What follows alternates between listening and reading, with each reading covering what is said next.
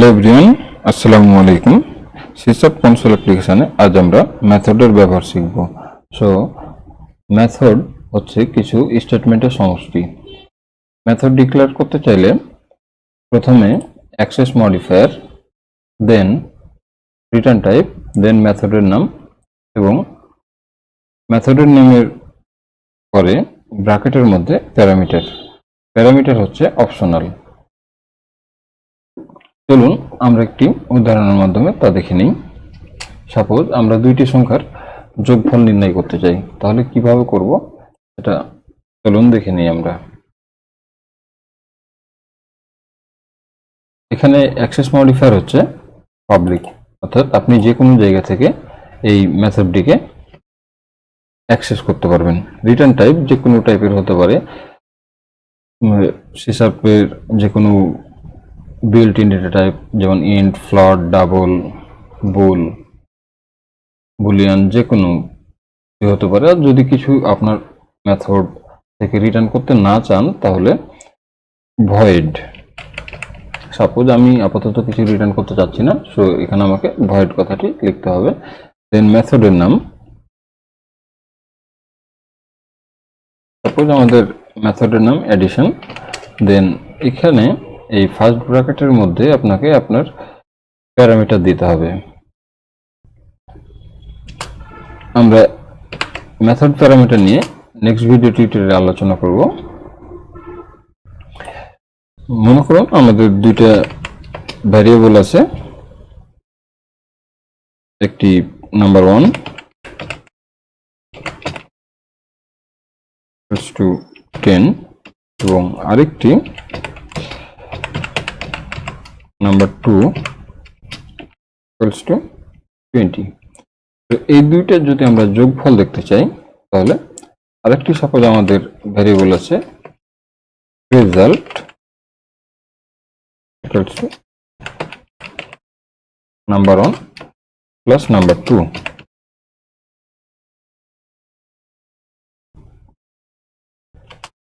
এখন এই রেজাল্টকে যদি আমরা দেখতে চাই তাহলে কনসোল ডট রাইট লাইনের মাধ্যমে আমরা এটা প্রিন্ট করে দিলেই চলবে।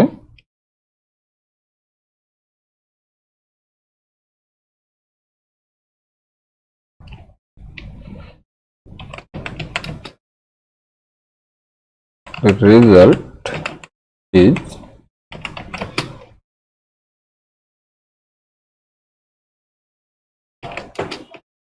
রেজাল্ট। আমরা জাস্ট ভ্যারিয়েবলটাকে কল করছি। তো এই যে আমাদের অ্যাডিশন মেথডটা আছে, এটাকে যদি আমরা কল করতে চাই তাহলে আমরা মেন ফাংশনের মধ্যে প্রথমে আমাকে আমাদের এই ক্লাসের একটি ইনস্ট্যান্স ঘোষণা করতে হবে।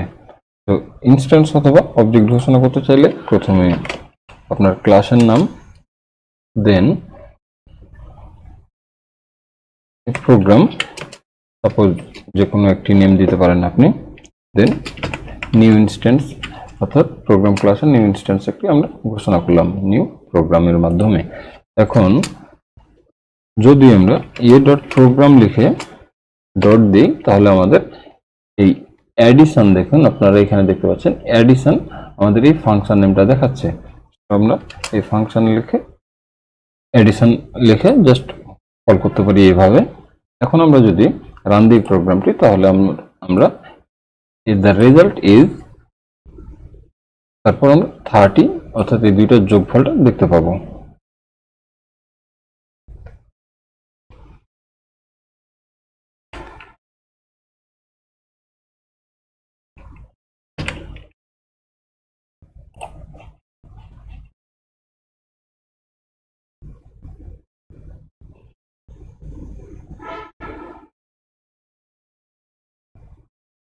তো এখানে আপনারা দেখতে পাচ্ছেন দ্য রেজাল্ট ইজ 30।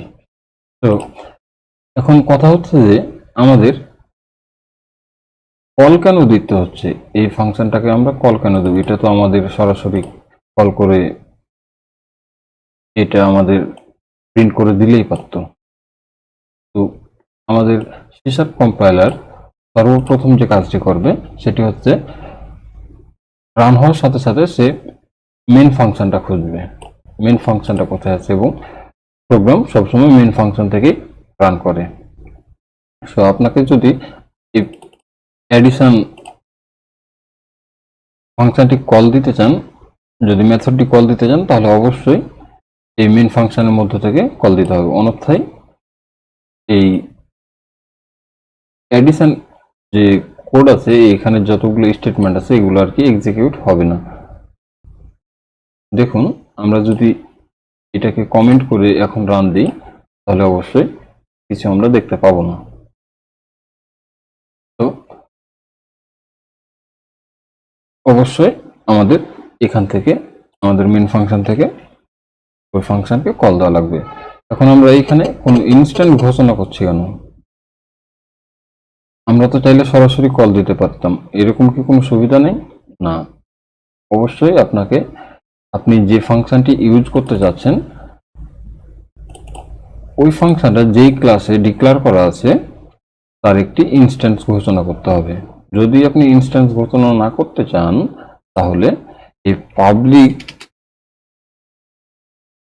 অ্যাক্সেস মডিফায়ারের পর স্ট্যাটিক কিওয়ার্ডটি আপনাকে লিখতে হবে, এবং স্ট্যাটিক কিওয়ার্ডটি লিখলে এখন দেখছেন এখানে একটি ইরর দেখাচ্ছে। তো এখন আপনি যদি এই ফাংশনকে কল দিতে চান তাহলে এই প্রোগ্রাম কথাটি লিখে এখানে আপনাকে আর এই ইনস্ট্যান্স ঘোষণা করতে হবে না, আপনি সরাসরি প্রোগ্রাম ডট যদি লিখেন দেখেন এখানে আমাকে ইন্টেলিজেন্সে দেখাচ্ছে অ্যাডিশন, অর্থাৎ আপনি সরাসরি এটাকে কল দিতে পারছেন। এখন যদি আমি প্রোগ্রামটি রান দিই তাহলে সেম রেজাল্টটা দেখতে পাচ্ছি আর কি।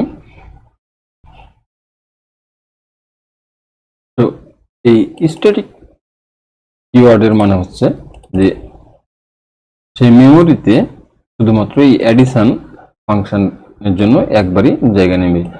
যদি স্ট্যাটিক কথাটি না লেখেন তাহলে সেই প্রোগ্রাম ক্লাসের এই অ্যাডিশন ফাংশন মেথডটাকে জাস্ট একটি ইনস্ট্যান্স ফাংশন হিসাবে আর কি ধরে নেবে। সো আপনি যেখানে যতবারই এই ফাংশনটাকে কল করুন না কেন সে তার জন্য মেমোরিতে একবার করে জায়গা নিয়ে নেবে। যদি স্ট্যাটিক কিওয়ার্ডটি লিখে দেন তাহলে আর এই ফাংশনের জন্য বারবার সে জায়গা নেবে না, শুধুমাত্র একবারই এর জন্য জায়গা বরাদ্দ করে নেবে এবং সে বারবার ওই জায়গা থেকে আর কি অ্যাডিশন ফাংশনটাকে কল দেবে। তো এখন আমরা আরেকটা ব্যবহার দেখব, সেটা হচ্ছে রিটার্ন টাইপ সহকারে। এখানে যে আমরা ভয়েড রিটার্ন টাইপ দিয়েছিলাম এটা এখন আমরা যদি সাপোজ একটি এই ফাংশন থেকে ইন্টিজার টাইপের ভ্যালু রিটার্ন করতে চাই তাহলে কিভাবে করব? এইখানে পাবলিক আবার স্ট্যাটিক লিখি তাহলে আমাদের আর কি ইনস্ট্যান্স ঘোষণা করা লাগবে না। সো এখানে সাপোজ আমরা দুইটি ভ্যালুর বিয়োগফল দেখতে যাচ্ছি, তো এটা কিভাবে করতে পারি? এখানে আমরা রিটার্ন টাইপ সহকারে লিখব ইন্ট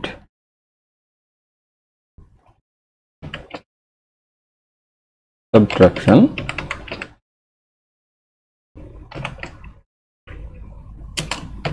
এইখানে আবারও জাস্ট তিনটা ভ্যারিয়েবল ডিক্লেয়ার করে নিই আর কি। জাস্ট আমি কপি পেস্ট করছি।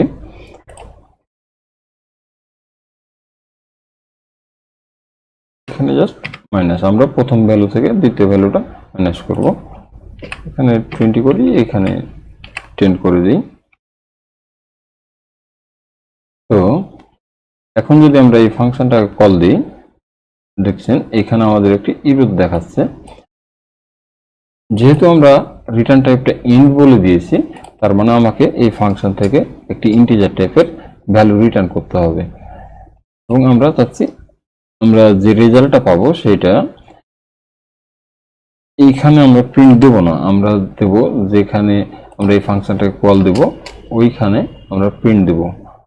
তো রিটার্ন কথাটি লিখে জাস্ট আপনি যে ভ্যালুটা রিটার্ন করতে চান ওই ভ্যালুটা আর কি এখানে বলে দিতে হবে।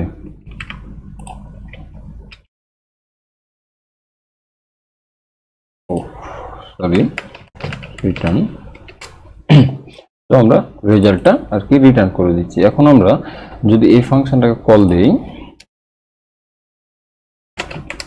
প্রোগ্রাম ডট সাবট্রাকশন, তাহলে এই ফাংশনে আমরা এখন আমরা এই যে রেজাল্টে যে মান আসবে ওটা আমরা এই ফাংশনের মধ্যে পেয়ে যাচ্ছি। এখন এই যে মানটা এখানে আমরা পাবো এটাকে তো আমরা কোথাও স্টোর করছি না, সো এখানে আমরা একটি ভ্যালুর মধ্যে স্টোর করে নিই। Int result equals to programme dot subtraction.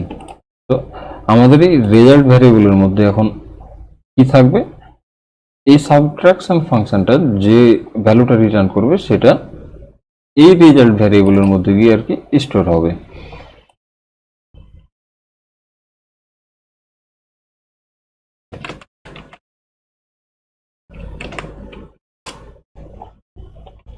এখানে আমরা যদি এখন রেজাল্ট ভ্যারিয়েবলটা আর কি প্রিন্ট দেই তাহলে শুধু আমাদের এই ভ্যালুটা প্রিন্ট করে দেখাবে।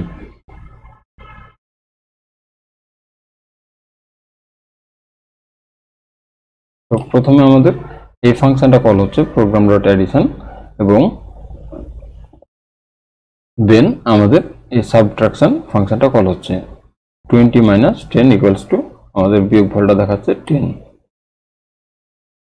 তো আমরা যখন কোনো ফাংশনের রিটার্ন ভ্যালু নিয়ে কাজ করতে চাইবো, যে এই ফাংশনে সাপোজ আমাদের এখান থেকে যা রিটার্ন করছে আমরা মেন ফাংশনের মধ্যে ওই ভ্যালুটা নিয়ে কাজ করতে চাই, তখন আমরা ওই রিটার্ন টাইপ ইউজ করে একটা ভ্যালুর মধ্যে স্টোর করে নেব, দেন ওটা আমরা ইউজ করতে পারবো যে কোনো ভাবে। সাপোজ এখন যদি আমরা লিখি ইফ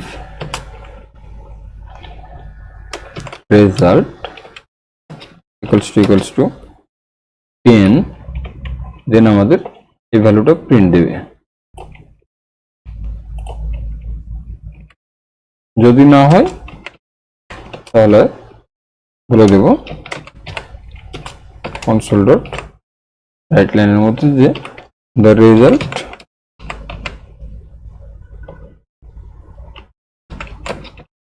ইজ নট 10।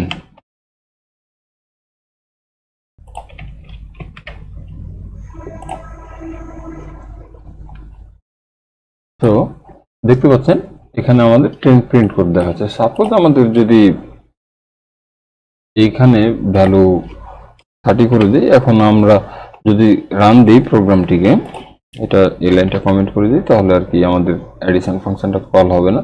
তো এখন যদি আমরা প্রোগ্রামটি রান দিই তাহলে দেখব দ্য রেজাল্ট ইজ নট 10, অর্থাৎ আমাদের যে বিয়োগফলটা আমরা পেয়েছি ওটা 10 রিটার্ন করছে না। আমাদের রেজাল্ট যদি 10 হতো তাহলে এটা আর কি প্রিন্ট করে দেখাচ্ছে। সো যদি আমরা রিটার্ন ভ্যালুটা নিয়ে কাজ করতে চাই তাহলে এইভাবে আমরা ফাংশনটি ইউজ করতে পারি রিটার্ন ভ্যালু দিয়ে। নেক্সট ভিডিও টিউটোরিয়ালে আমরা ফাংশনের প্যারামিটার নিয়ে আলোচনা করব। তো ধন্যবাদ। আমার ভিডিওগুলো যদি ভালো লেগে থাকে তাহলে অবশ্যই আমার চ্যানেলটিতে সাবস্ক্রাইব করবেন।